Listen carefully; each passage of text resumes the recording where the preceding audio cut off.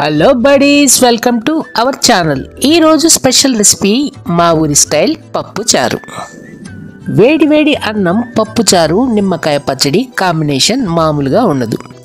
తింటుంటే పోతూనే ఉంటుంది కడుపులోకి నాన్ స్టాప్గా.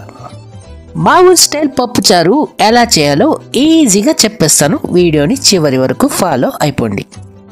మొదట ఓ కుక్కర్ తీసుకొని బాగా కడిగిన కందిపప్పు, 1 కప్పు అంటే 120 గ్రామ్స్ కందిపప్పు యాడ్ చేసుకొని 4 పచ్చిమిర్చి చీలికలు, దంచుకున్న 6 వెల్లుల్లి రెబ్బలు, 1 మీడియం సైజ్ ఆనియన్ తరుగు యాడ్ చేయాలి.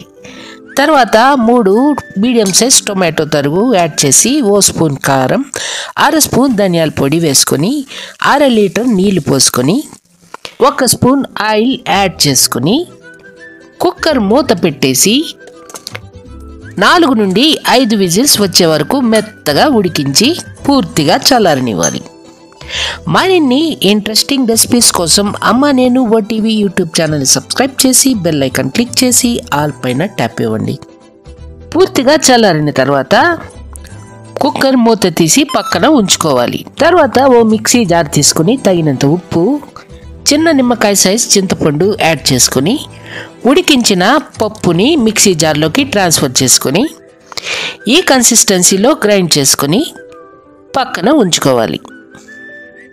తర్వాత బాణలి పెట్టుకొని 3 స్పూన్లు ఆయిల్ యాడ్ చేసుకొని తాలింపు దినుసులు, ఆవాలు, జీలకర్ర, మినప్పప్పు, ఎండుమిర్చి తుంచి అందులో వేసుకొని ఆవాలు చిటపటలాడిన తర్వాత 4 వెల్లుల్లి రెబ్బలు దంచి యాడ్ చేసుకొని ఓరెమ్మ కరివేపాకు వేసుకొని పప్పులో తాలింపు వేసుకోవాలి. తర్వాత ఒకసారి బాగా మిక్స్ చేసుకొని చిటికెడు ఇంగువ పొడి యాడ్ చేసుకొని కాస్త బెల్లం యాడ్ చేసుకొని బాగా మిక్స్ చేస్తూ 4 నుండి 5 నిమిషాల పాటు ఉడికించాలి. 4 నుంచి 5 నిమిషాలు ఉడికించిన తర్వాత స్టవ్ ఆఫ్ చేసి సూపర్ అండ్ డెలీషియస్ పప్పు చారుని ఎంజాయ్ చేయండి. ఈ పప్పు చారుకి పక్కన ఉప్పు చాపు ఉంటే ఇంకా వేరే లెవెల్. ఒకసారి మీరు ట్రై చేసి చూడండి, ఎలా వచ్చిందో మాకు కామెంట్ చేయండి.